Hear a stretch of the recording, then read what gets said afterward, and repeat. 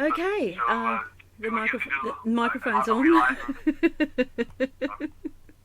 on the broadcast? Yes, you are.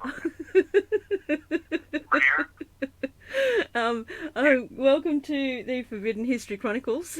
We are live. Yeah, we were live. Okay, I'll stand by. Thank you. We got to reel them in. Okay, I'd like to welcome any new listeners, and especially Dezert-Owl from Forbidden History Live. It's a real novelty having you in my chat, Desert. Hey Lynn, how's it going? I didn't think you'd be here this quickly. That's so cool. Okay, yeah, for any new listeners, welcome. You're listening to the Forbidden History Chronicles with NinjaCat 111 and Dezert-Owl from the Forbidden History series YouTube channel and Forbidden History Live, which is right there in the chat. Anyway, so it's so cool. Finally, Desert. Okay, I'm just going to read Desert's introduction. The signs of the times. In essence, Desert discusses the history of the world and how the unseen hand has been running it from the very beginning of time. Who they are and how they have founded all of the first great civilizations that are found all around the world. About who the giants really were and the ancient Aryan caste and slave systems, the priesthoods, the anti-gravity V-manners, the earth-based misnomered UFOs which are man-made, the control of all forms of communications, commerce, religion, mass media, pseudo-politics, etc. It is the grand deception that is used to control all of mankind and all instituted through the three main religions of the world in particular, used as their grand cover.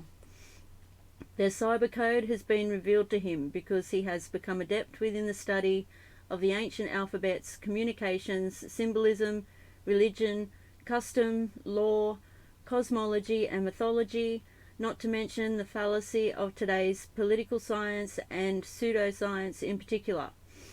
He can also define their true nature of their warfare, their shell game of bringing one civilization up for their temporary use and then taking it down for the next 500-year generational cycle, as symbolized by the classical phoenix.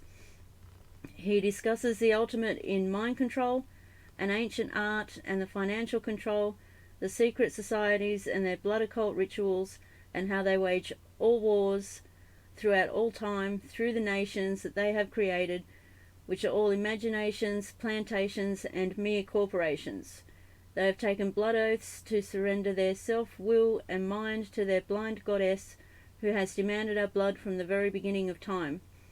They communicate to their minions through the movies, TV, and print media, while he can see, read, and interpret most all of it. It says that they are using us for our ingenuity, for our collective constructive labour, for experimentation, and in the end, they intend to kill us all. They have given us full notice of what they are doing and what they fully intend to do, excuse me, while all of the general population, the sheeple, they merely go there to be entertained. The New World Order is the Old World Order from the beginning of time. There is a major cosmic natural disaster that is about to happen on Earth, and they know it, but they are cleverly leaving us in the dark. Hence the reason that they have built hundreds of underground bases all around the world, while they are leaving all of the people to remain unprepared, uninformed, and above ground, so that when it comes, the mere 5% who will survive above ground will die from the weaknesses and disease that has been generated from all of the poisons that they have been feeding us, from the chemtrails to fluoride in the water to tainted vaccines to fake food, etc., etc. They have enslaved us all by the clever means of deception, because we, most all, are their cattle, chattel, property, and because they merely wanted to harness our labour, what they always needed, which is what backs most of the world's currency through the birth certificate, but they are all through with us now. It is written in stone, as it can be seen written in the Georgia Guidestones. To know the truth is to be empowered and to be prepared. We may not be able to stop what has been done and what is about to happen, but the innocent and decent people on planet Earth deserve to know. And that was written by Dezert-Owl. who I'd like to welcome to the program. And thank you for the sound check, Lynn. Hey, Desert, how's it going? Hey, Ninja. Let me G'day. take a look. Well, everything seems to be just the way it always is. It's not looking good. All right. Okay. So Thanks for that gotta deal with confirmation. it. Yeah. I'm sorry. I'm overtired. I'm giggly. I'm sorry. It's going to be one of those programs. Yeah. Let's have some fun. Okay. Right. So Yeah, while okay. we're waiting for a few friends to come in, because I was going to do part 2 of the Lost Books of the Bible and the ancient Aryan Watchers and how they left their highest state of purity and decided to conquer the world. Why don't we just do some Q&A or have any thoughts or any questions that you wanted to address? So before we get into the meat of it. I do. I don't know if it is anything. I think you also touched on it around the same time in the other program. The little words. When I asked you about thy, is that how they pronounce it? Thy, Thy. It just made me go on a word thinking adventure because at the moment all I have is my mind because I don't have the time to get to focus on anything, to do anything. Anyway, got me thinking of other little words there's so many, and they must mean something. I was thinking of all the little fill-in kind of words like and, A-N-D, and looking at the letters like this, just in my mind, just thinking about it.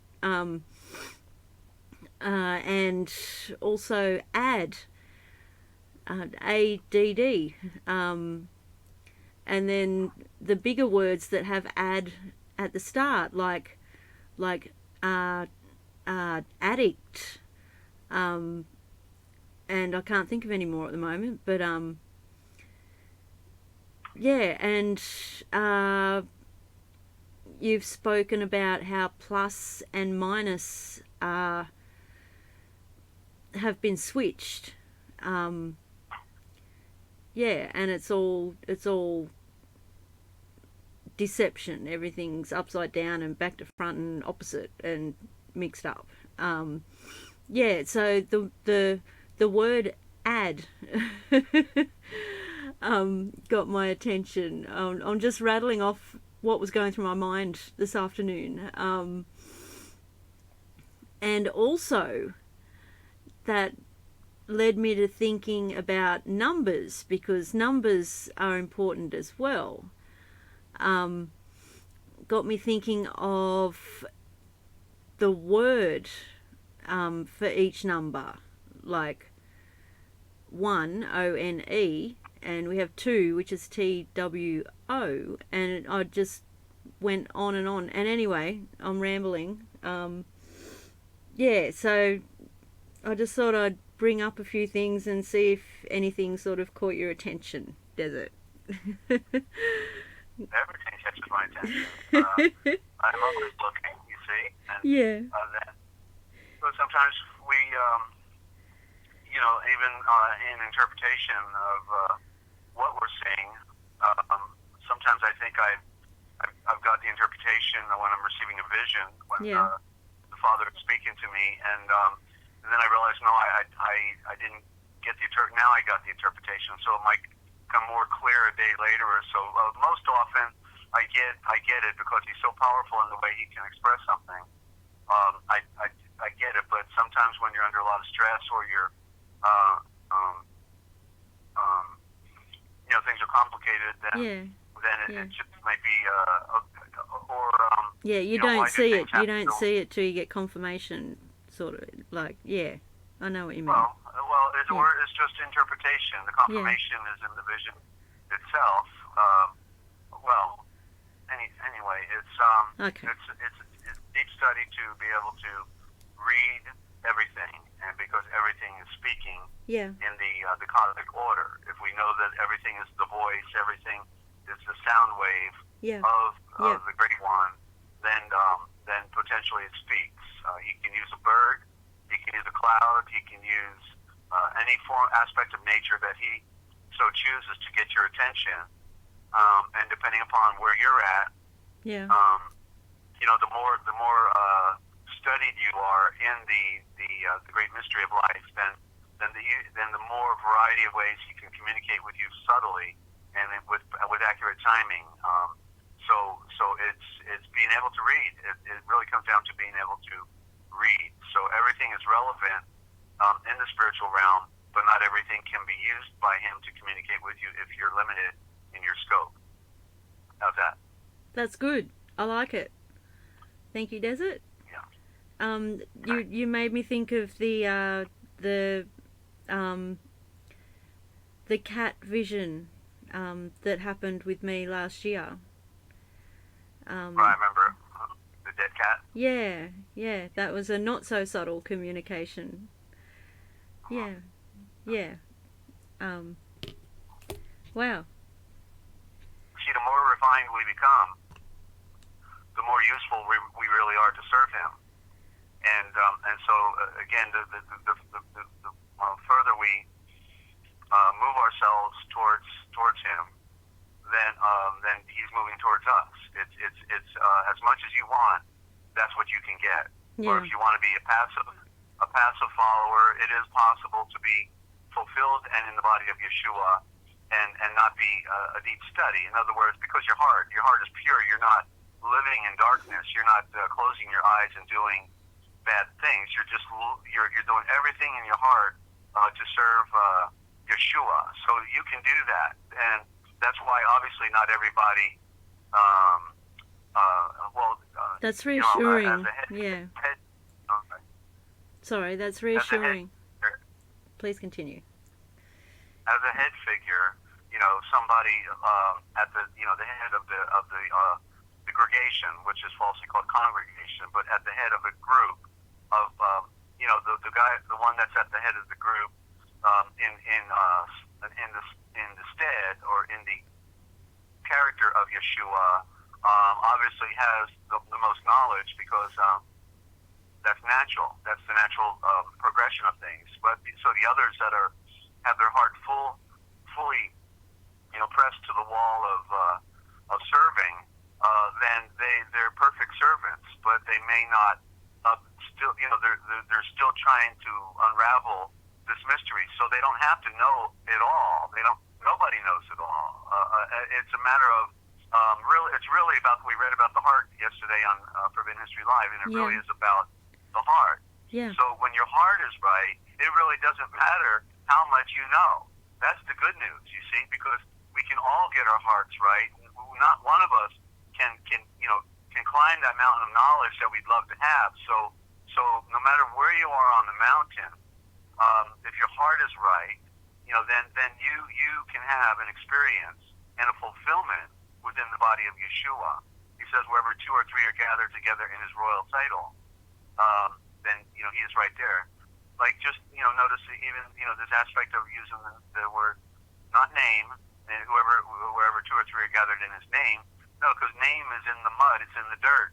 See, so by just applying ourselves to the knowledge of the truth that ultimately comes to our table, being willing to transform our thinking, then as far as I know, I'm the only one ever that has used royal title, that identified, because this comes also from studying the law, because I knew the meaning of the word name out of Black's Law 4 dictionary, that a name is a corporation, and knowing the symbol of the letter N that goes down the sliding board, the N is a divided aspect, because the N is one component of the M.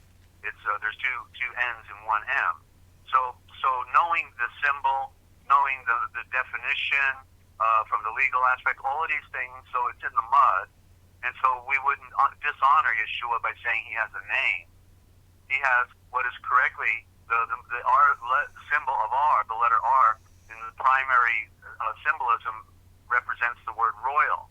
And so, and title, as we see with the word tight, is like, as we know the meaning of tit, it's a point, just like the Grand Titan. So we hear these variable forms of the Indo-Germanic being spoken. It, tight, tit, Teton, all imply, at the top, at the point. And so therefore he has a royal title because he's the highest. And so to just honor him with any little thing that we can learn and apply it. And so I'm always astounded to realize what he has shown me. How in the in the original thought transliteration project, when we finally get this thing really going, how I will use the terminology, throw out the corruption, and bring in the perfection of this true light, then it will be easier for others as well to follow, because they're following a distorted and a corrupted version that doesn't provide enough light. It provides a little bit of light, but to have the full blossom of the original will be a revolution, in thinking and in going back to what is perceived to be the first and most original. So that is amazing. So you were willing to produce the broadcast. You were the only one who not only you were producing the broadcast, but you call in every program on the other channel, and then you even were the only one who got the answer to the question. So you are. I was thinking about that prior to the broadcast, and I was thinking, is trying to do everything she can, and see these things. There'll be a return. Yeah. See, Yeshua, I feel like thank you, because I feel like I can't do enough. So thank you. Right. Yeah. You see, you're going through a transformation. You can't see it at the moment, but a year from now, 2 years, whenever. You look back and you will see, wait a minute, okay, I see things like in a way I never thought I would see them before, and then that will lead to your soul novation and your fulfillment, the perfection of your spirit. That's what it's all, leading towards. That's the progress. You're in the wilderness. Yes. It's not fun. No. You're not there in the wilderness. Yeah. Out in the bush capital of Australia, in the wilderness. Right. Yeah. Right. Yeah. So it was a long way around, I think, to answer your question, but I covered enough ground there, I think, to season it a bit. Yes. Thank you. That was great. All right. Thank you. Okay, so we're not even doing a six-pack today, but do you want me to get on with the Dictionary of All Scriptures and Myths, or do you have another quizzical, or which way do you want to go?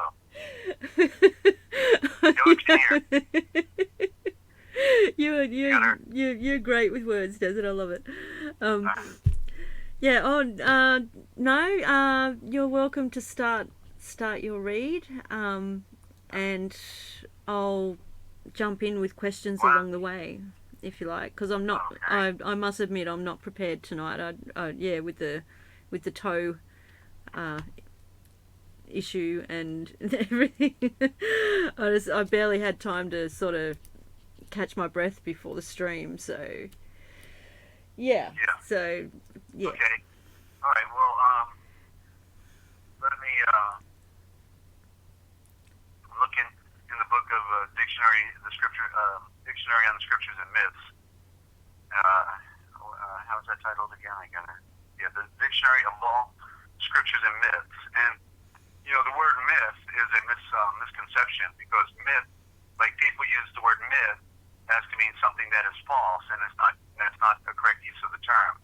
Mythos, the myth, is our story of our origin, of our cultural heritage. That's the mythology. Ology, you see, like in the log, the true log. In other words, olag gay, olagi, the light, the true accounting of the origin of our light. From where we come from. So, in May, myth is in like the word May, and we know we love the month May, and not in the southern hemisphere, but northern hemisphere, May represents springtime and the beauty beauty, the perfection of the springing forth of knowledge and truth. So all of those things are within that Ninja. So I'm going to go ahead and read the Mother Divine. Let there be light. Very nice, and yeah, that's beautiful. The wind blowing there, the clouds going across, and it's pretty, isn't it? Yeah. Yeah. I like the colors. The only thing is the sun. The sun is like 5 times bigger than normal. So I guess it's about to have a supernova. But it's maybe that's the glow. Maybe they can't. If you've noticed when you're watching documentaries or movies today, you notice how you never see the normal scope of a sun anymore, and it's always a bright yellow, and it's you know, you can't really see the definition of the circle of the sun.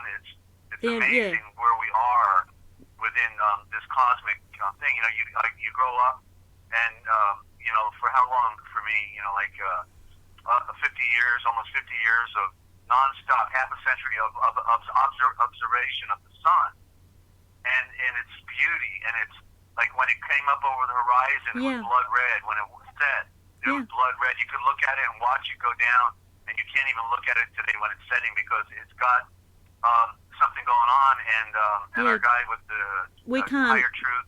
Sorry, we can't look at it during winter. It gets worse and worse because it's so low in the sky. We can't look at it for most of the afternoon until sunset. It's too bright to look in that direction. Yeah. Yeah, and the guy with higher truth, you know, higher truth channel, higher truth rises now because they destroyed all of his work, all the 50,000 hours of time he put into that, giving the most crucial information on this stuff. But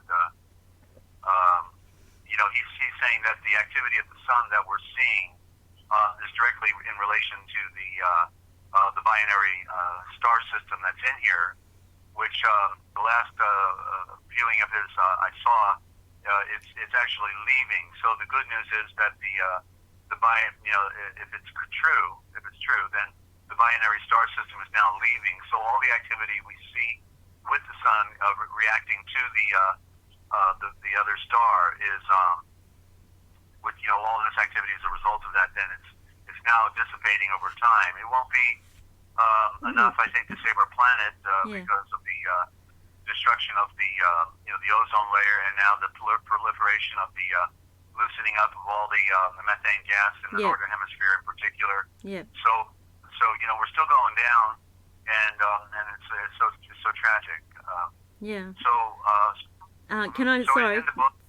Sorry, I just want to jump in. I also think the dazzling brightness is reflecting off all of the aluminium in the air as well. And that's what makes the sky glowy at night as well. All the aluminium in the air. Yeah. Sorry, I just wanted to make a point of that as well. Yeah. Okay. Yeah, I like Lynn's comment. It sucks here too. Oh yeah. I saw that. Yeah, I think it sucks everywhere. It's a big sucking sound that's sucking the life out of our world. And, it's great, isn't it? And we're just we're in trouble, you know. So I feel so sorry for the little ones, you know, for the life that has come. I have an opportunity to be fulfilled with the knowledge Yeshua's given me and the connection I've been able to make. I have a destiny to be fulfilled that I intend to, you know, to see. But for the others that have the limited time and knowledge and haven't even become adults yet, it's so tragic for these little ones that are going to be the final victims of this psychopathic destruction of our environment.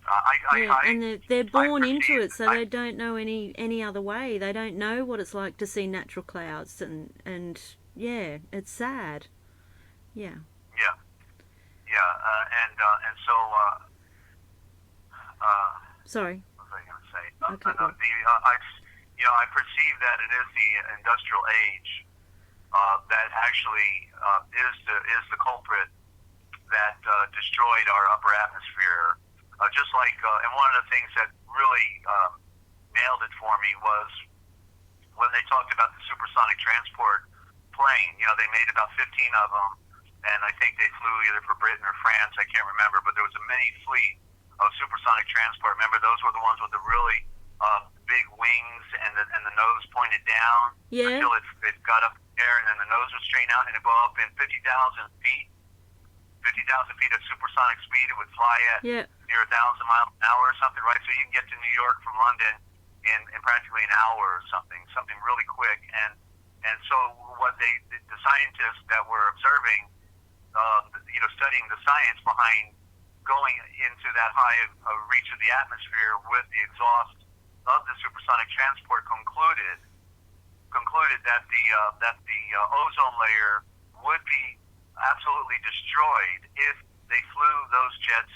In other words, thousands of jets like that. All over every nation that they had these jets flying at that high altitude, they would absolutely 100% destroy the upper atmosphere and the ozone layer. So that's why they never went past the prototypes of just 15 of them and used them then strictly as on a limited basis until one of them finally crashed and then they shut down the fleet. But the point is that they proved out by just making that statement to me, they proved out that if those little jets, that teeny little point in the sky, think of how small a jet is when it's way up there, right? Yeah. That little point, continually going back and forth, hundreds of thousands of them would destroy the ozone layer. Then just think about what all the industrial emissions, all of the chemical plants, all of the automobiles, all of the industries that are bringing out those fluorocarbons and all the variety of carbons that we see, the gases all go up. Some of it comes back down, but much of it goes up, and to the highest reaches, and that's what has apparently destroyed the upper atmosphere. So their only solution to prolong the game was to then to begin to put a cloud cover of aluminum and the other garbage that they're spraying into the sky to create a barrier from the UVB and UVC radiation, and therefore it's a what do you want to call it? It's like throwing gasoline on the fire, because ultimately what this is then doing is, and the white paper came out about this, but the white paper isn't in depth enough, because I just gave the more deep analysis, because basically the white paper that a bunch of scientists brought out about a year or so ago said that basically the spraying, the geoengineering spraying of our atmosphere has destroyed the ozone layer. That was their conclusion, but no, the truth is the ozone layer was already being destroyed, and the spraying was to protect the Earth from the UVB and UVC while they wanted to prolong their temporary game on planet Earth. And now it's all over, because the additional spraying has done more to destroy the upper atmosphere, while at the same time it's destroyed everything on the bottom, right? Wow, multi-purpose for everything. Everything they do does several things. Yeah. Wow. I never looked at it from that perspective, because anything out there that is spoken of regarding putting all that stuff up there to protect the Earth has been taken as a complete lie. Do you know what I mean? Like, why would they put stuff up there to protect the Earth when they want to destroy us all? But the perspective that you just spoke of just then makes sense as well. That's interesting, doesn't it? They intend to go underground. So their game is, they think they can tough it out and survive it in a world underground, which will be certainly for a limited time. But it's interesting that there was a movie back in the 1950s called The Time Machine. Yeah, seen it. And well, there's probably a modern version, but the one in the from the 1950s is a classic, and because it shows from that far back how they're predicting the future. And when the guy gets in the time machine and he moves forward, when he goes into every different period of time, and he goes out, there's always the air raid. There's a nuclear air raid that is involved within this story, and then he gets to the very distant future, and then he comes and he sees a bunch of people laying on the grass in white robes and just enjoying getting relaxing, and they don't care about nothing. There's a girl, she's drowning in the river, and he goes to save her. Nobody wants to help, and so he goes save her himself, and then he goes into a library and he grabs one of the books, and the book falls apart right in his hand when he touches it, so you couldn't even open a book. They just break apart, and then all of a sudden there's this sound like a siren, and then everybody gets up. They start walking in line, and they start walking over towards a door that's like a cave door, and the door opens and everybody starts walking into it.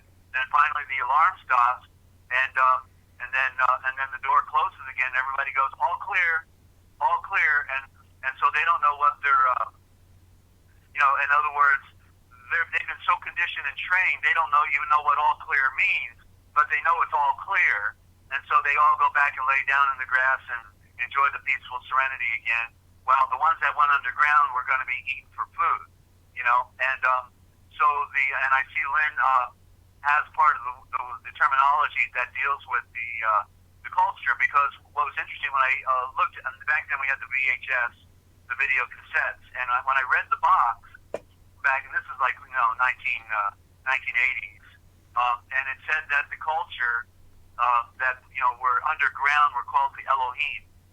You see, so which implies therefore the enlightened ones, which would imply therefore Illuminati culture, that are the phony illuminated, not the real true enlightenment, but and so they're down there and they look like monsters. They're down there, they're like the boogeyman. That you wouldn't want to. They're hairy and scary, and they're there to eat you. And that's what they're doing to us. They're eating us in this metaphor. And the last place I think I'd want to be when it's all said and done is locked underground with a bunch of them. When realizing that if they betrayed all of mankind, I'm not too sure they wouldn't want to have me for dinner too. When it comes down to it, right? Yeah. That's what they've created in the present day now. In the present day, like now, they've created I don't want to say the word belief. They've created the illusion that there are monsters among us that originate from underground that eat people. I don't want to say the word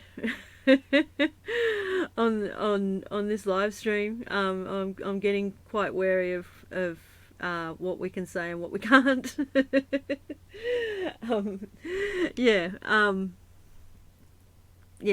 People say the Queen is one.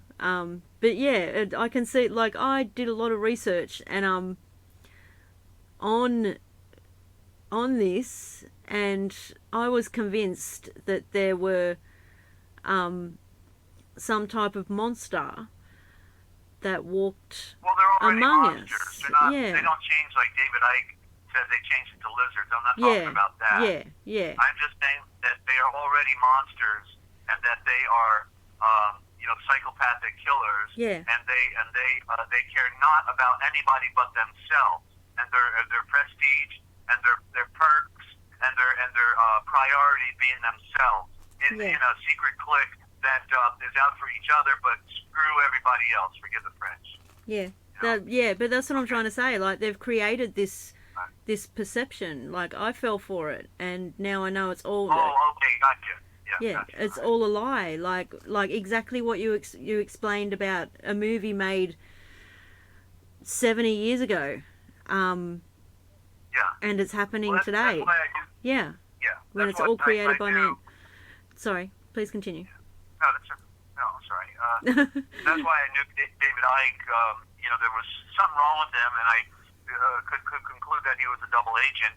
I even had a friend, who was a friend of David Icke's, and I talked to David on the phone before, but it took me 10 years to figure it out, because, he says they say a lot of truth, but then when they start saying that, the Queen of England turns into a lizard, and and that the moon was made by aliens, then it shows that they don't know the true nature of things. And therefore it's disinformation. Part good truth. They always have good truth on the nature of government, and then they come out with these bizarre concepts that show they're steering people. They're steering their thinking because you've already surrendered to them as a god, to use a cliche. Because, well, listen, David Icke, whoa, and Alex Jones, whoa, and they're all sellouts, and they are all double agents and working for the unseen hand because they have to. They have to control the narrative. That's why their information always seems to be the best. You see. Then I finally learned that David Icke comes from the Rockefeller family, and then there's your David Rockefeller right there, and then of course Alex Jones has even admitted on his own programming that his whole family, all of his family are Masons, and of course then I heard two young guys interviewing him one night, late night. He admitted his family was CIA, and so it's out of his own mouth, okay? And then and of course that often all the people that get on his mailing list get funneled right into I think it's called Nasara. No, that's not the right name, but a Zionist. He's a Zionist Jew also. So these are all the heroes. I found out that all the people we thought were our heroes, like Jack McLennan, decorated police officer in Phoenix history. I took him out to lunch. When I was coming back from California, and wanted to get interviews by him for my organization, United Truckers Defending the Constitution. I leave him a message.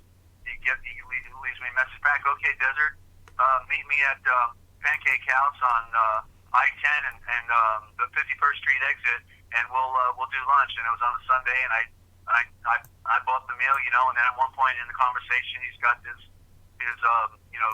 nice smile going on and everything. And I say, well, Jack, the reason I wanted to meet with you and and talk was I wanted to see if you'd be willing to interview me, on your radio program. He did 5 days a week, 15 hours, 3 hours every day. And as soon as I said that, his smile turned to a frown.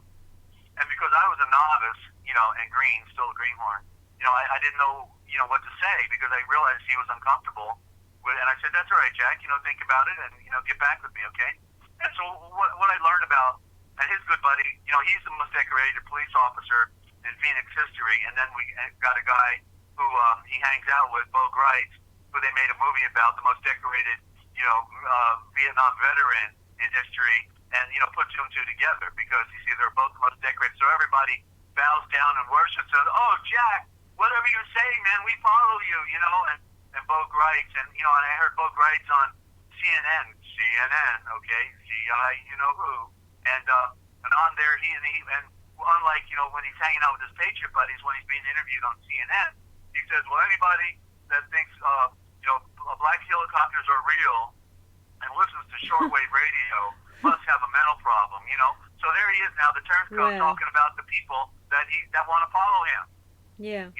And so you've got to really follow these people and study what they say because the most amazing thing for me, Heavenly Father has always put me at the right place at the right time to get the other picture, and I'm astounded, that. So I rub shoulders with these people. I volunteered for the ex-FBI chief of Southern California, Ted Gunderson, and I was told that one day he's going to betray me, and he did. Okay, I was volunteering for his activities to go and speak and be on radio. We used to do radio interviews back and forth, and then one day he burned me, just like he burned the lady in the wheelchair that he had to take around with him everywhere he went after that because he took her for all of her money. Ex-FBI chief, he looks so good, everybody just loves Ted. Instant following. Who could imagine? But unless you work for them, you don't know who they are. Wow. You're speechless. I can see it's a revelation. You've got me thinking because I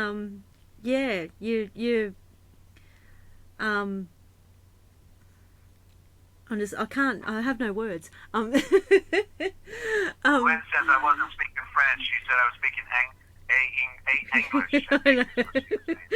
That's all right, And the angler with the hook. The angle, to get us on the hook. Yeah.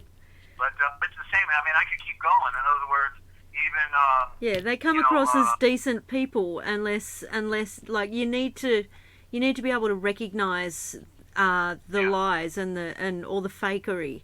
They find the most pretty, they say everything right. Yeah, the most polished. Too perfect. Like the politician, trying to think of the politician, the patriot politician, that is from Texas, and now his son is in office out of Kentucky. But who was that? I can't remember.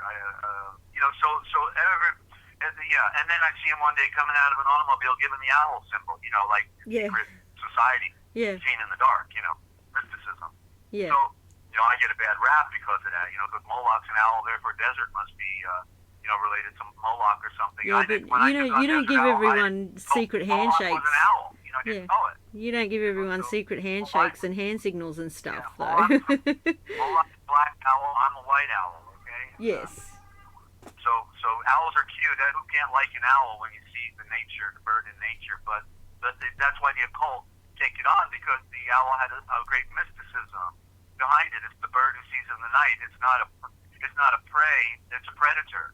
Because it goes and kills other birds or other mammals. And unlike because birds have the eyes on the right and left side of their head because they are victim of prey. That's why they're always looking. But the owl, he's looking straight ahead. He's not a prey. There is no creature that preys on an owl. The owl is a predator. He goes and kills. You see, and when he moves, you don't hear him. You don't see him coming because he's stealth. So that's why the occult take on the mystique of the owl, the bird who sees in the night. But of course, we're all owls in the metaphor. If we know the truth. That's the word elder is ultar. Ultar in the Indo-Germanic, and it means the power of vision. Ultar means that's why they want to go talk to the elders, right? Because they have the power of vision. They've been around a long time, right? Yes. Yeah. So it's ultar, tor, ultor. Or you can say tar also. Yeah, tar is the darkness. So ultar would be most correct. And hey, so I was gonna read. I just got on a roll here. I'm gonna bypass probably the lost books for midweek because I want to do it for a large group that are listening in. I'm gonna that's fair enough. The dictionary on scriptures and myths, and then we'll wrap it. People didn't know that we were going to be here today, so we caught them off guard, and I'm motivated when we have a little bit of a listening audience and some chat going on. So. Yeah. There's probably there's also probably a lot of power failures and things going on as per usual at the moment too.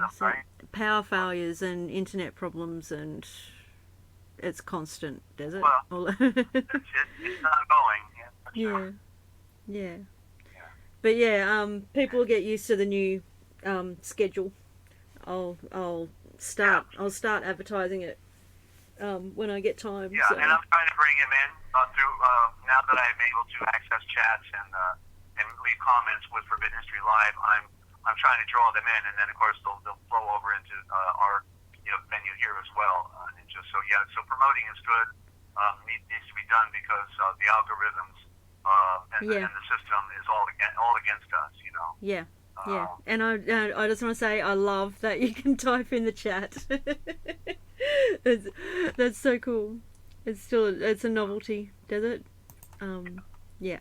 Absolutely. Okay, so I'm going to read on the Divine Mother, and of course Christianity's prejudiced against the divine.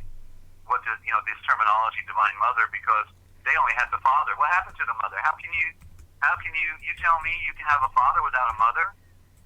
And so they don't get the meaning of the terminology that the mother is where we are in this universe. The mother is all of creation. That's the mother, and behind it is the Father, which is the Spirit.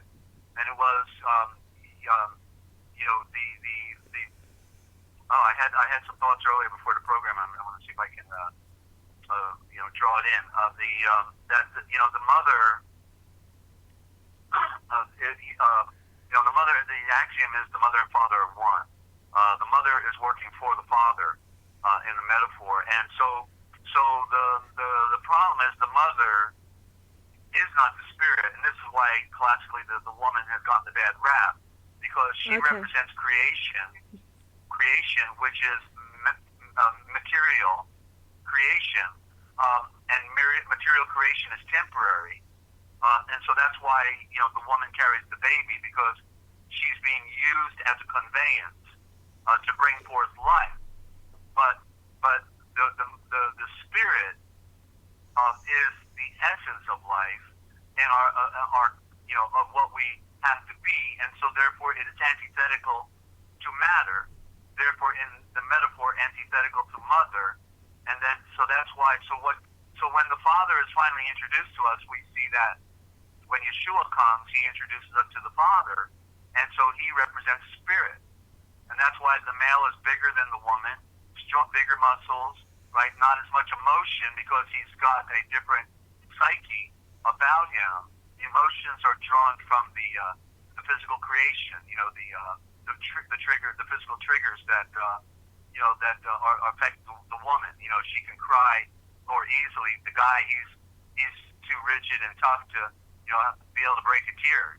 When maybe he should be able to break a tear and cry a little bit. And so we're very different than our nature. But it was the male that the mother was to deliver. The mother brings forth the baby. Then at one point, because it is the father's seed, she hands it over to the father because it's really his biological creation. It's his seed. The mother was simply used to bring forth that life, even though it does have the split of the DNA of the mother as well. The mother's makeup is in there, of course, and so therefore the makeup of being in this world is the serpent that we are housed in, and we look like our parents because that's the way nature is. It's a reflection of itself, and so. Desert, I have a question. So, okay. Let me just try to cap it off by saying that the Father. So Yeshua brought us the truth. So in the old world, which only had the matriarchy, only had the mother, was limited in scope, and they were trying to pierce the veil of the darkness that they were in, but it couldn't happen until Yeshua introduced the Father. So the mother represents the virgin light, but behind it is truly the Father that is spirit, and so the mother couldn't bring forth the absolute truth, although she was speaking it within all the reflections of nature in metaphor and symbol, but it is the Father who therefore defined the truth through Yeshua in the simplicity of its interpretation and deeper meaning. What was always there, but they couldn't flow into it because of the grand illusion of the material world that it continually tries to pull us down. Go ahead. Okay. When we go through this transformation and get stronger and separate ourselves from this physical reality. Oh, sorry, I thought I heard Mum. It's all good. And separate ourselves from this physical reality while we're still here in it. Will we feel less physical pain? I'm just trying to get my head around the concept of pain, like because of my toe made me think of it. The stronger we get and the more we separate ourselves from this world while we're still in it, does that mean we still feel it but we're stronger and can handle it more, or we eventually just don't feel it because we're completely separated? Right. Well, pain is, for the body is necessary to let us know we got a problem. But if we're talking about falling victim to persecution and torture or murder, the murder of the body for political reasons, like we see classically with the followers of Yeshua that were going to the lions and were being lit up at night as torches for the entertainment and all of that. Those things, those people, we find out if they were fulfilled and had the spirit they went to their death and torture in a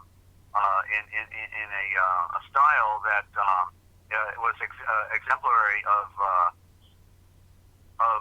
being beyond that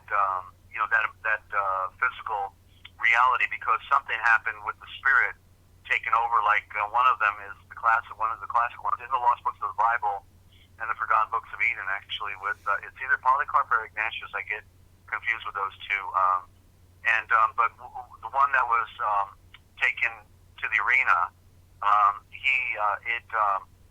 he was looking forward to it. He even and the other one, I think if it was, he says, pray that when I go to the lions, that they will eat every part of me, so my body will not be a burden to anyone anymore.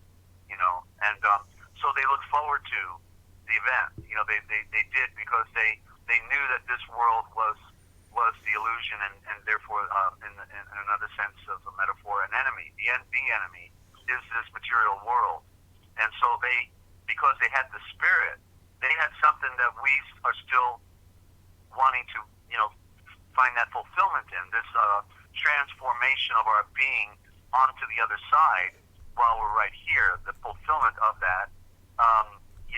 We see Christians out there with their instant salvation, and they claim they got the spirit, but you can tell just by listening to them and just by watching them, it's impossible that they would have the spirit. I know that, because I know where I'm at within the story and within this knowledge of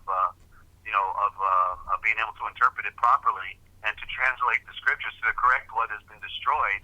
And so I'm on the threshold of that fulfillment within my own spiritual walk, because you cannot be incomplete within your ideal within your ideation of the true nature of this. You see, so because as it says in Hebrews, if one were to receive the Spirit and then to go back into perdition, which means to close your eyes, and do things that are contrary to the Spirit, the Spirit would leave you, and so therefore, and the power of the Spirit is the same Spirit that breathed into the sun and ignited it. The breath, the great breath, or Spirit, moved upon the cosmic waters and then breathed into the sun, and there was light. And there is light, and so that's a powerful Spirit. That's a powerful Spirit to be breathing into you, and it's only going to breathe into you. He will only breathe into you when you have mastered walking on water, because that's the metaphor for having risen above the lower natures of this world that want to deny us our fulfillment. You're not interested in the illusions anymore. You're not interested in playing games. You're not interested in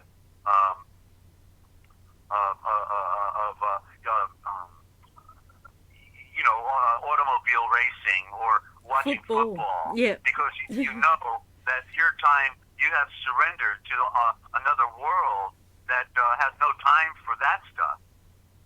Because you got so much to learn and so much to grow and so much to do, and you're trying to wake people up. The mission is to wake people up.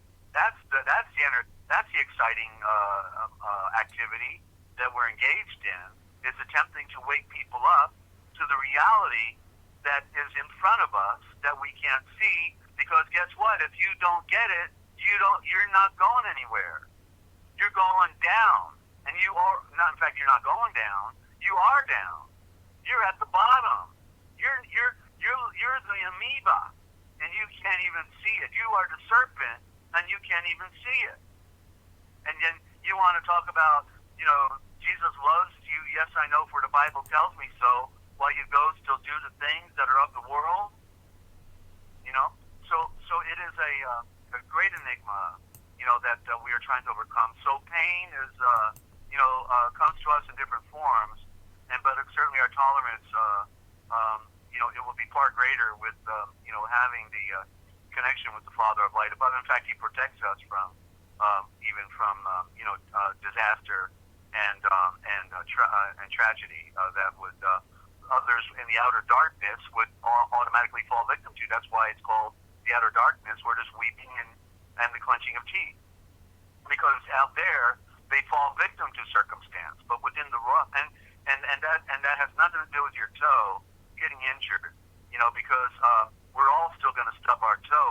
Any of us can. I dropped a computer on it, Desert. It was my own silly fault. I know, it was a pretty bad one, I know. But it was my fault. We're talking about a little more extreme, like, having an automobile accident or falling off a cliff. Yeah. The Father is not, when we're dedicated to serving Him, that is not likely. Or if we did have an accident, we would come out without a scratch. You know what I mean? Yeah, that's what got me thinking. Useful. Yeah, that's what got me thinking. Like useful. with what's happening with the world. I mean, if I, if I'm in so much pain with just dropping something on my toe, how am I going to deal with what's to come? And so thank you for those words. Yeah. Yeah. Well, it's I guess maybe it's a good because it created a discussion here today, certainly, but it does allow us to, we know, in other words, it's a signal that helps us to realize how difficult it will be to cross our event horizon to the next world from this world, because we will have to mortally pass. Yeah. And many of us are going to fall victim to a certain type of, whether it's a mortal slaying by somebody else, or the mountain comes down, I don't know, or an asteroid explodes, all the things that could potentially happen. But the only thing that matters is our complete surrender before Yeshua, because if we are completely surrendered, then those things really don't even come, hardly come to our mind, because in other words, where he says that we sleep good at night. I'm a victim of persecution now for quite some time in different situations, and I've been protected. I have even from when I was 16, my girlfriend was 16 and I was 18, and I rescued her, and I had to fight my way out of a sleeping bag with a knife at my throat, a guy trying to stab me in the face, and he never could. I got stabbed 3 times in the hands, once in the arm and once in the leg, but I got to my feet, and he ran off. He took off. I don't even remember getting stabbed in the arm or in the leg, and when I could, it was like time slows down when you're in a tragic event, and I remember the knife cutting my hands, but I don't remember the pain, because you're in a bit of shock over, the event to want to protect yourself. But I practiced, but he prepared me for that. You see, I was like a ninja. I had me and my buddies. We always practice knife fighting and knife throwing. We could throw everything in the house and make it stick, and we would take turns trying to kill the other opponent. We kept the sheath on the knife so the knife wouldn't hurt you, but I would have to try to stab you, and if I can touch you with the tip of the knife, you're dead. And so we went back and forth like that all the time. So I had it in me, like the cubs, the tiger cubs, practice fighting like mom and dad, and then they become big tigers and lions. And so the Father has always prepared me, just like before I went into West Virginia and met the test of my life when they got, I fell victim to a government sting operation. Just prior to that, after I lost my house on a lake and was staying at my treasurer's house in Jacksonville, Texas, then I was struck by lightning while washing my hands down in the lower den restroom, and because there was an electrical storm outside, and the lightning came through, surrounded my hand like a soccer ball, trimmed in gold. White light came through on top of the water while I was rinsing my hands off, and then I had a vision. I was carrying a 36,000-foot sword in my hand. And so what the Father was telling me was, okay, you have 25 years of study now, my son. Now I'm putting a sword in your hand, and you're going to learn to do battle. So I went from learning by reading, and now I'm learning by experience, which is important in this episode. So we're all learning by experience, and by reading as well, and meditating. But he, as he says, those who has given much, much will be expected. But for those who are a part of the flock, but not a lot has been asked of them, just be perfect and put on the light. The drama that may occur for me, may be far more extreme than it would be for you in the end story, because it's just the way the nature is, in this cosmic dream that we're in. It's not His will that you suffer. And we have the one example where all the 12, although Paul Paul said, I don't think that the suffering of this world could compare to the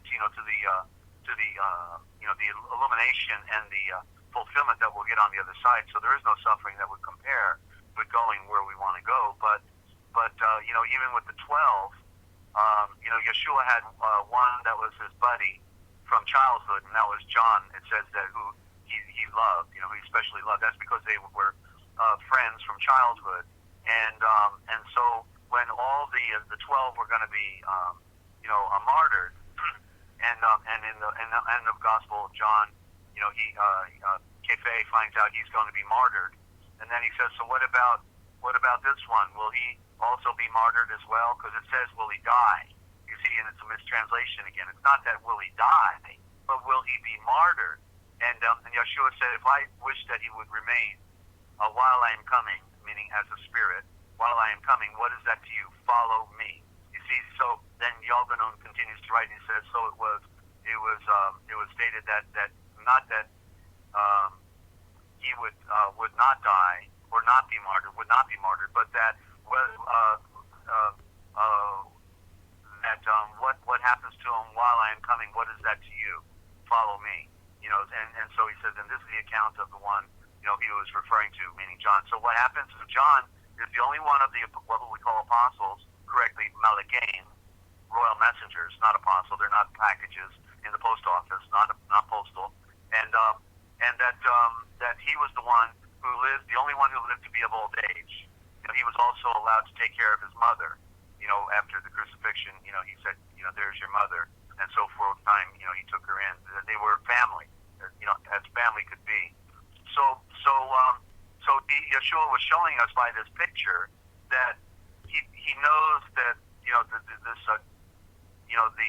event that is so dramatic for our lives, and it's a natural thing not to want to be harmed, but you can be sure that with these, like Yeshua himself, see, I don't perceive, they do suffer.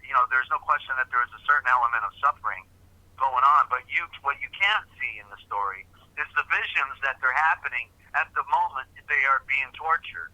You see, it was the same thing that happened to me just before I went into the last day of my first trial, and I go to hear the verdict of the jury. I stood on the toilet in the sheriff's jail, looking out through the bars of the window at the mountain, when right behind it I knew was the Ohio River, and I was saying, Father, I can do this. It doesn't matter, life without mercy.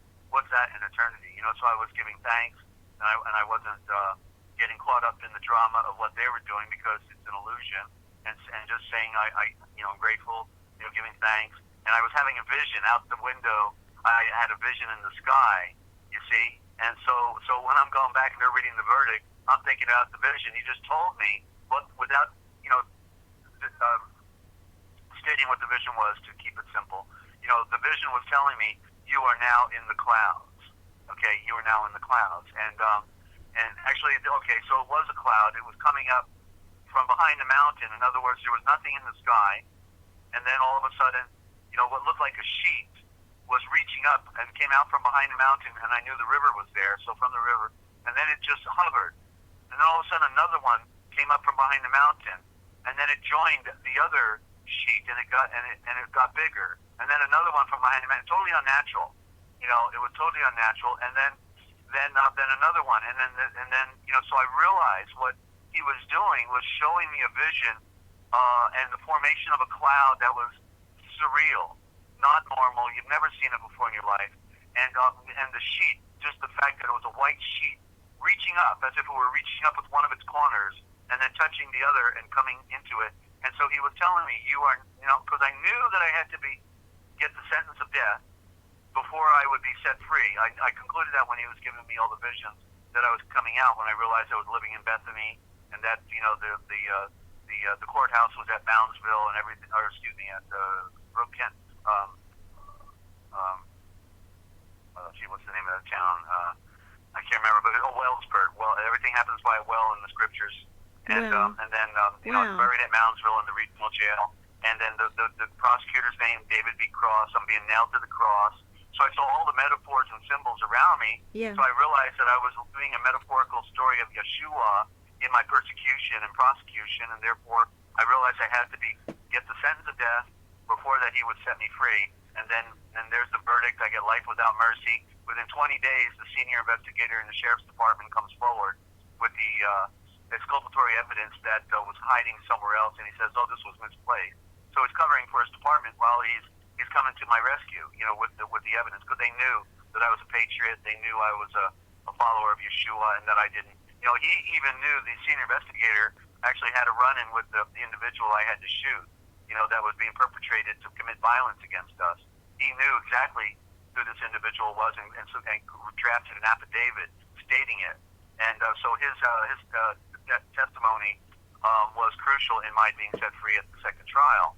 And so you see, the vision, we're in two worlds here, but we can't see anything until we have something happen to us that transforms our thinking and our approach to our reality, which is not in this illusory world that wants to divert our attention and spend up all the little time we have.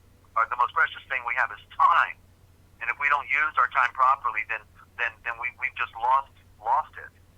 You never get today back. Yeah. Today is once, yeah, and it's over, and then you have so many days.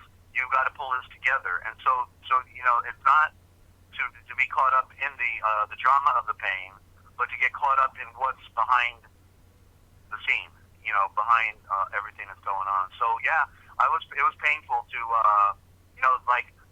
so when so I got sentenced to life without mercy, meaning I'm never coming out of prison. I never went there because of the second trial. But when I went back to the regional jail, they set me in the booking room and let me sit there a while, and I'm wondering, okay, how come they're not processing me in? How come they're not booking me? And then one of the guards comes over and sits next to me and says, "How's it going, Desert?"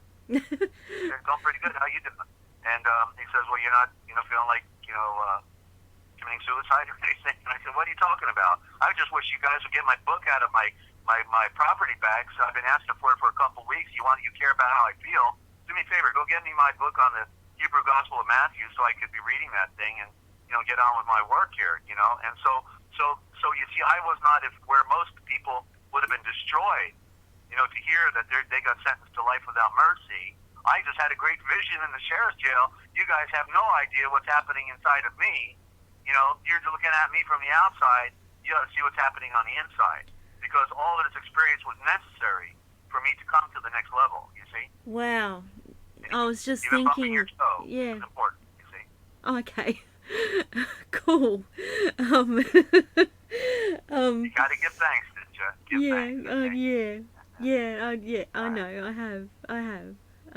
Maybe that's why it's pain-free at the moment. Who knows? Yeah, your mind is powerful. Your mind can help you heal quicker, help you overcome pain as well. It's about focus, right? Yeah, because it looks really bad, but right now it's not hurting. I can't get over it. I thought I'd still be in just as much pain as I was when I was listening to the last program, the last Forbidden History Live. Wow. I just wanted to say, the whole time you were telling your story just then, that whole section of your life was one big vision. It was, Yeshua talking to you through the whole thing and giving you confirmation. Yeah. I call it a trail of visions. My life has been a trail of visions, but in that window when I was being persecuted, I had more visions, so many visions that it would have been equal to the amount that I had in my entire life within a 26-month period. So when you're being persecuted and you're facing your final moments on Earth, perhaps in the drama that's unfolding in front of us, or just like when these the followers were tortured and burned alive and such, what we can't see is what they were in their supernatural realm, what was happening to them. I don't perceive, just like the story. There's a classic story of the Cathars out in France, and they lived on a mountaintop, and everybody honored them and loved them. But the Vatican learned about them and then wanted to kill them, and so they sieged on them with the Roman military, the Pope's army, and then they said, okay, give us 3 days and we'll come out. And so they gave them 3 days, and a couple of them went off the back of the mountain with the writings and the books to save the writings. But then the rest of them, men and women, came out, and they allowed them, to be themselves to be tied to crosses, and then they put all the wood under the crosses and lit them all alive, and not one of them showed an ounce of pain. They all had smiles on their faces while they were burned alive. And the commander, or the general, he says he'd never seen such honor and such dignity and such I don't know the right word, clairvoyance or what, I don't know what you call it, but well, that's partly what that inspired. people, That's partly what inspired me to ask the question in the first place. Yeah, they showed no pain. So you see, so in our supernet, when we're fulfilled, and we have the great breath of the wind and fire in us. Well, what's his name? Fire, the great breath of the wind and fire. He's the logo is the sun. The Yeshua, the spirit, is ruling from the throne of the sun. That's why when Zabramhain was thrown into the fiery furnace for 3 days by Nimrod, that the fire didn't touch him, not even the smell of fire, didn't even burn his clothes. Same with the 3 later, years later in Babylon again with Nebuchadnezzar, and he throws 3 men. Always the 3. So it's 3 days for Zabramhain, then it's 3 men in the fire with Nebuchadnezzar, and so he rules the fire. He is the fire. So why would the fire hurt us if we were one with him? If we're complete with him, then we're going into the fire in the metaphor. Anyway, we are in the fire. I am in the fire right now. I've been in the fire, and it's purging me. It's transforming me. That's what fire does to steel, right? It takes it from iron, and you keep getting hammer, and you become steel in the process. You see, so it's a part of the nature of this illusion that we're in of transformation. Wow. Yeah. So the fire, naturally they wouldn't want to. And so when I was referring earlier about either Polycarp or Ignatius, when I get confused with these two, I got to go back and remember. One of them was taken to be burned in the arena, so they tied him up to burn him, and he was looking forward to it, and so he's tied up, and then as the fire is blazing, then all of a sudden the fire, it looks like, because when you're tied to a cross, it looks like and you've got a bunch of wood under you, it looks like it could be the mast of a ship, right? The mast of a ship. Yeah. And you've got a cross beam, right? And they hang the sail, and the wind is blowing the sail. So literally, that while he's being consumed in the fire, the fire turns into an illusion of a sail on a sailing ship, and it's blowing out, in a protruded manner. And they said it looked like he was, it was just surreal. I can't repeat what you got to read it. It's in the lost books of the Bible, and just read it, because you see, there's a supernatural world here, and we read about it when we read about Babylon and what happened there, and the other stories and the parting of the Red Sea. You see, nature serves the Spirit. The Mother is here to serve the Father, and she does His will. That's why there is nothing in nature that will not yield or bend or transform itself for our vision or for His service.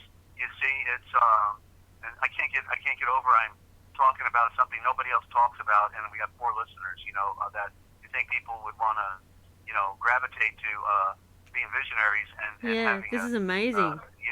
Instead of give me your money, everybody. I'm Shunda, blah blah blah blah. I'm so sick of this world. The funniness. Yeah. I had to eat all that bull in the beginning. When I came to the truth, I was eating a lot of that papal bull and the prophets, who are out there to make a profit. There's no profit to be made. You will be persecuted if you're in the light. Okay, if you're in the light, and you'll lose everything you got probably in the process, and then you're set free. That's the good news, because you have nothing holding you back anymore. And, Yeah. See, I got to bypass all the religious stuff because I avoided it and went straight to you. Straight to hearing it here first. So yeah. Yeah. Did you find me or did I find you? I can't remember. I think you found me. I think you left a comment, and okay. Yeah, and I went and checked out your channel. Yeah. And the rest is history. Yes. The forbidden history. Yes. Yeah. Well, what they didn't want you to know. I think I'm getting talked down. I'd rather save the reading for when we have at least our six-pack watching, and listening. And I think I put out a good story today that will help people hopefully in their spiritual progression. I don't feel like I can second it with the reading now because I think this was important information for sharing. The supernatural experience of receiving a vision. This is the thing that we need. This is where it says where there is no vision, the people perish, right? Where there's no knowledge, people perish for lack of knowledge. And so I'm hoping that through my experience, I can't get over my supernatural experiences, and I've been through a lot of trauma, lots of trauma. It was traumatic to get shot and stabbed within 36 hours of each other, and traumatic to fall victim to the Masonic Order and the River Pirates of Ohio in West Virginia's Panhandle, and to the torture is torture, no matter how you look at it, and it's not easy. It's not easy to be born.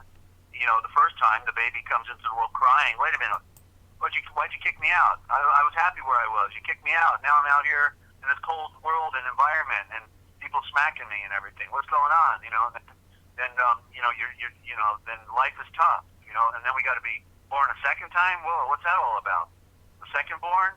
What do you mean? What? And then to find out that you're really highly unqualified for it, right? That you don't think you can measure up to the standard of shaking off this world.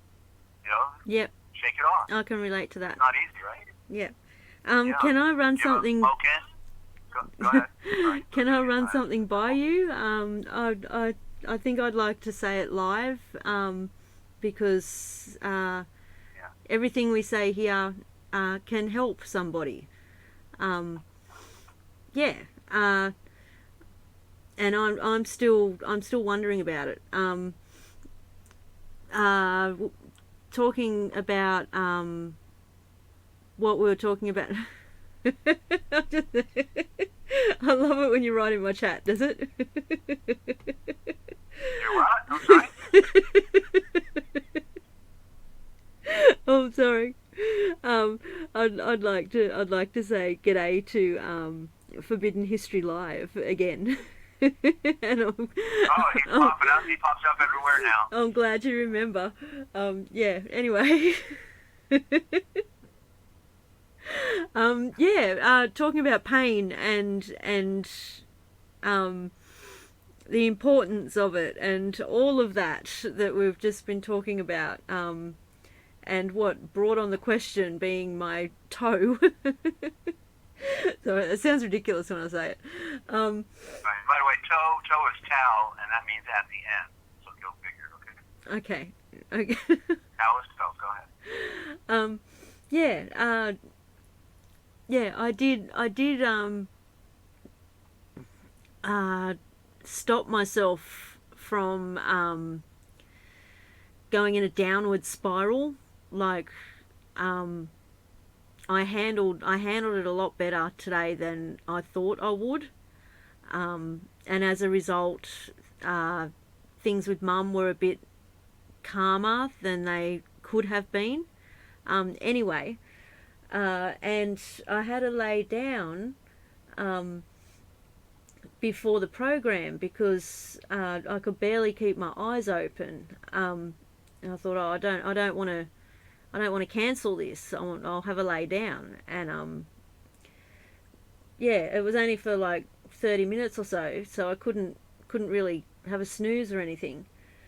So I was just laying there, thinking about all of this, like thinking about the Aishavoors and all the stories, and I don't know. It was very strange. I had no pain in my toe, and I felt because I have real trouble regulating my body temperature. I'm either too hot or too cold, and I was at a absolutely perfect, most comfortable temperature I've ever felt, and I felt completely weightless. Like, I felt weightless. I was just laying there on the mattress, but it was weird. Yeah, so I'm taking that as a good thing. I just thought of it when you were talking about visions and Yeshua communicating, and I don't know, maybe that was like a reassurance that I don't know, that I'm going in the right direction. I don't know. Yeah, I just thought I'd run it by you. Yeah. We are going in the right direction. Yeah. It's clear because of you know by your action. Your action is the evidence of what's on the inside, and you're doing everything. And you're you're sincere in all of your discussions, and you're humble. You put on the qualities that are required for transition. Remember, it says we have to become like, to use the wrong terminology, but we have to become like little children, and or little ones, or they've robbed us of our original words. I don't know what the I know, word is on that I know. It's just like morning, good morning. We got to change that too. But so we have to be like children. He says if you want to be great in the royal house of the sun, which is the correct metaphor for kingdom of heaven, the royal domain, the royal house of the sun. We're in the house of the sun. The sun shines everywhere on us, and that's the house. That's why he said there's room for everybody. But nobody's going, it seems like. But we have to. He says if you want to be great in the royal house of the sun, then you have to be a servant, a slave. You have to be in your mind, in your thinking, be as the lowest, the least worthy of the grace of the Father above. So we're all in like a competition to see who can put ourselves below the other. Because I don't think I'm better than you, Ninja, for all that I know. I look up to you for your what you're attempting to do. You're wow. I'm a bit older than you, so I look up to you because you're my big brother. Yeah. Right. Well, but my journey has been different. I've had certain advantage over you, but I've also had disadvantages. You've had a father that apparently you were close to, and I didn't. So we have different things within our walk that are good or different or bad. And but yeah. I know that what the Father's doing with me is finishing me. He's not done with me yet, and he's also at the same time, like he says, if I give you a coin, what you do with it, a talent. That's called a talent. We know what a talent has a double word. I always, I didn't even click on the meaning of the word talent until I was incarcerated and facing the struggle of my life, because we think of the talent as the coin. And then I said, wait a minute, the talent is what you do. He gives you a talent, and he's saying, I gave you a skill. And then I said, Father, you get me out of here, and I will dedicate myself also to bringing public awareness to the plight of the prisoner, to continue to visit the prisoners in this story, and to do anything I can to, like I want to publish and get the materials to those who are suffering today in prison of the original thought and the dictionaries and the Book of Wisdom and all this stuff. That's my goal. But that I would also, be. So I had a choice: go back in the truck driving, or I could be without a home, no job, and sit in a Quonset hut in East Texas, or a gas station in an old 1930s gas station in Florida, or finally an apartment in Georgia, which I ultimately lost because I was sabotaged again. There's always somebody coming around, doing something. And so to struggle, to tough it out in extreme environments while being persecuted at the same time, I might add. Yeah. And then to make something out of the lemons that have been given to us, and to bring forth the truth of the light. I couldn't be reading and doing truck driving 600 miles a day. That's like 12 hours in the truck at least, and you're there's no life, so I couldn't be studying, and I knew that I could speak truth, so I tried to work out broadcasting through the situation, and the Father always made a miracle situation occur where I had somewhere I could go. I always had food, always had roof over my head. Miracles happen. Miracles, I'm telling you. I could just go on about the supernatural connections that always occur within the story. So I'm on a super conveyor belt, from that standpoint, and most all of you may not have had these type of experiences, but yet these are the experiences that are at your threshold if you will transform your approach, to your own spiritual walk, and recognize who really is in control, and how that this world is the illusion. It's about vision, really. Yeah. It's about vision. Yeah. Wow. Thank you. Wow. This has been great. Oh. I love listening to your reads, and having a lot of people in the chat, but I also love this kind of program as well, where we're just telling stories. Yeah. This has been good. Yeah. I could do a program one day on all the supernatural experiences I've had that are unquestionable. Without question. I've had quite a few as well, but remembering them, I should have kept a diary. I'd have to try and remember. And I'm glad to hear that, because most of us in some way or other, I think, probably have, but then we forget about it. Like, we know it was profoundly supernatural that we were delivered from a certain experience. Yeah. But then we never capitalize on it. We don't say, wait a minute, that's got to be super. If it's supernatural, then it means then there's somebody that really cares about me, and somebody's trying to get my attention. Yeah. No, we then go and we forget. You see, and so that's the point, that in other words, even though I have had many, most of us, to a certain degree, especially those who would be here, certainly, that's the reason they're here, would have a supernatural event occurring in their life, because that is the nature of the Great Spirit trying to reach us. You know what? They're putting us through a certain drama that we can't miss, that this was a miracle event that saved our life, or delivered us from extreme situations, Yeah. One of the main ones that stands out for me is I see it as supernatural, but not I wasn't in any danger at the time. But it was life-changing. It was when like so many things happened at once. It was when I was working at the planetarium. Astronomy was my hobby. It was when I first noticed the chemtrails. All these different things were happening, or I was noticing.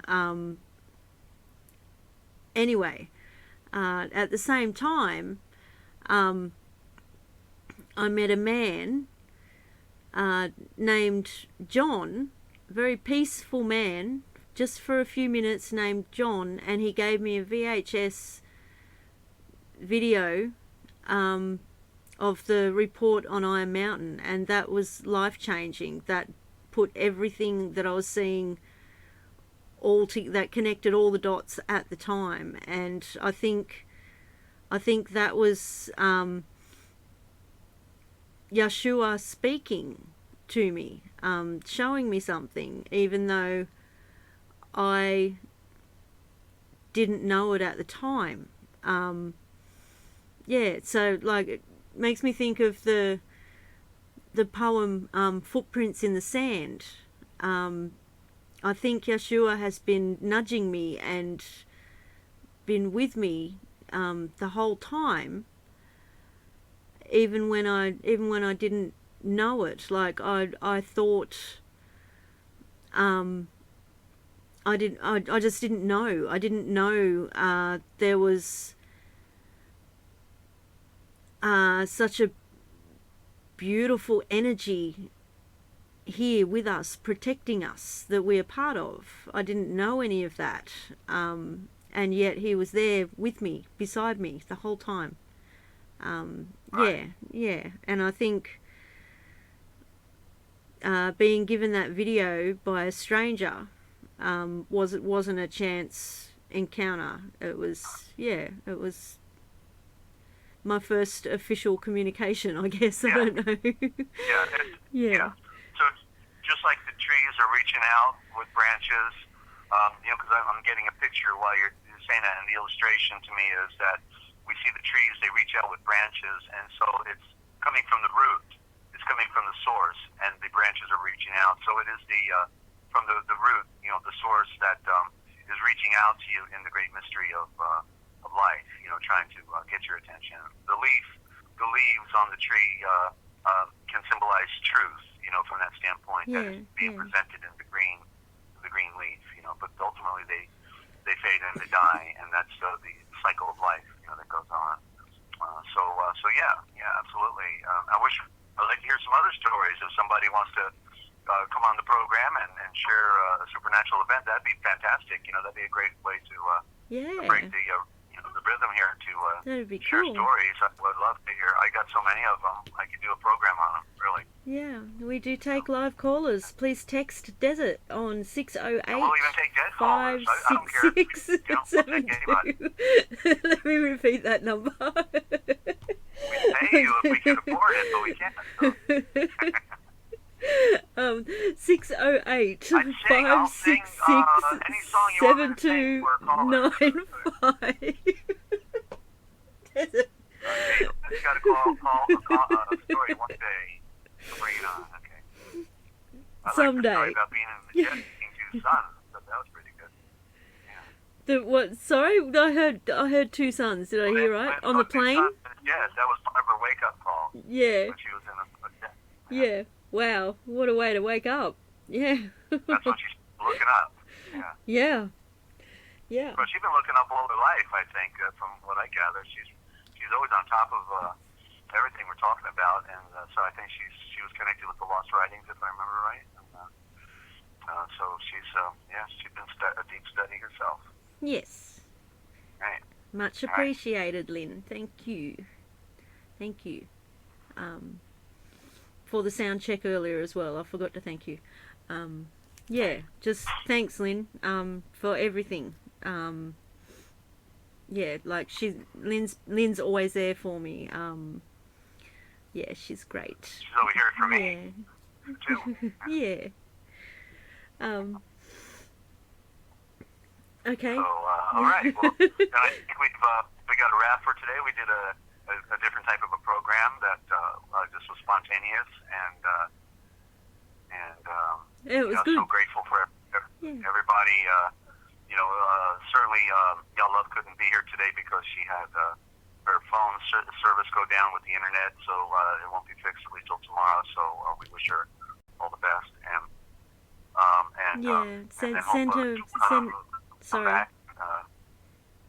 send her my love. That's all I wanted to say. Yeah. Yeah, absolutely. Well, she does listen to all the programming, so she'll pick up on it when it gets turned back on, and certainly tune in. Oh, she'll catch up. Okay. Nice graphic today. I like that book. I love that book. Rather, yeah. Curious what the book is. It's got a dragon in it. Anyway. It's got a dragon on the page in the middle page on the right. Fire-breathing dragon. Yeah, I tried to edit it to sort of smudge it out because I didn't really like the idea of having a dragon on the type of program we're doing. but I gave up. It was too hard because the page is moving, so it makes it harder to smudge out. So yeah, but it's cool. I love it. Yeah. All right. Well, then I'm gonna buzz out, and then you just we'll look for you on Wednesday at 10 a.m. I may have to go to the Love Center on Wednesday. I'm not sure, but we'll find out. So then we'll pick it up. We always pick it up the next day. If we miss a day with NinjaCat 111, we pick it up the day after usually. So we'll Friday would be better. If we can't do Wednesday, Friday would be better. Yeah. Okay. So we'll definitely pick it up because we do 2 a week, and we want to keep that rhythm. And I need the fix also. I really enjoy it. And, look forward to it. So. Okay. So you're nighttime over there for you. I got a day in front of me. You've got a night of dreams in front of you. Just so. Yes, I do. Thank you so much for your great effort. All right. And just take care of that toe. And say nice things to it. Okay, it's taking care of itself pretty well, I must say. Good. Right. Yeah. Do toe exercises, move your foot because keeping circulation going is important too. Yeah, I remembered you saying that to me, and I'm doing it. I am. I have to be careful not to move it too much because Right. I'm gonna do my workout today. I'm gonna get back to being a macho man and woohoo! Building my muscles again and stretching. I stretch within my routine. But within 1 week, I literally manipulate every part of my body. So that's what keeps me young. Looking good, of course.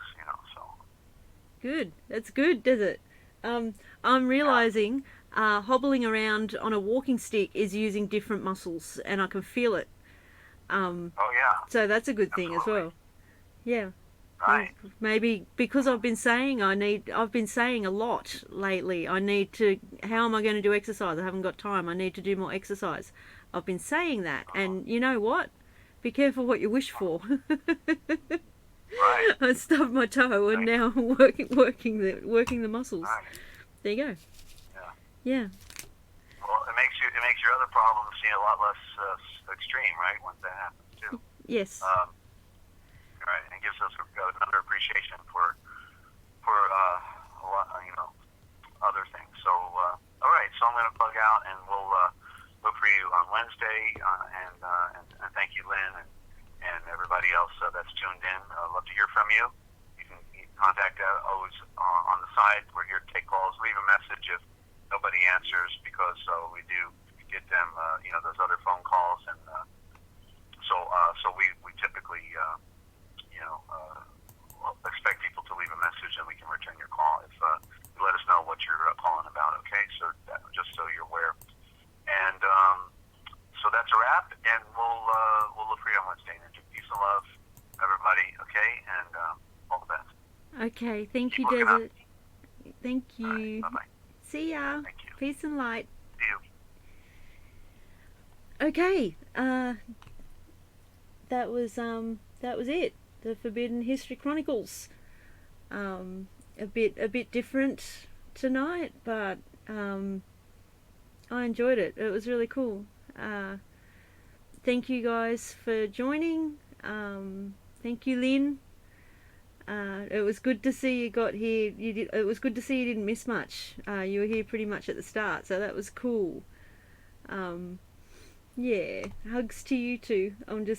I'm trying to think of things to ramble on about while I go down the list and look for something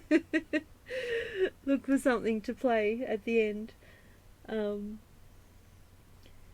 Okay, what do we got? I want to do something different, sorry. Okay, there's too many things. The list is too long. I'll just choose some music. Alright, we'll be back on Wednesday. If not Wednesday, it'll be Friday. Same time. Doesn't matter. Same time, Wednesday or Friday. Always 10 a.m. Eastern Standard Time. US. And you've been listening to the Forbidden History Chronicles with NinjaCat 111. And Dezert-Owl from the Forbidden History series YouTube channel, and also Forbidden History Live. Yeah, and you heard it here first. We do take live callers and we're looking forward to doing a program on supernatural experiences. So yeah, if you'd like to call in live or give Desert a call on the side just to say g'day, all the contact details are in the description on all of these live streams. Okay. Alright, I've found my music, I think. Okay, let there be light. Love you guys, and see yous.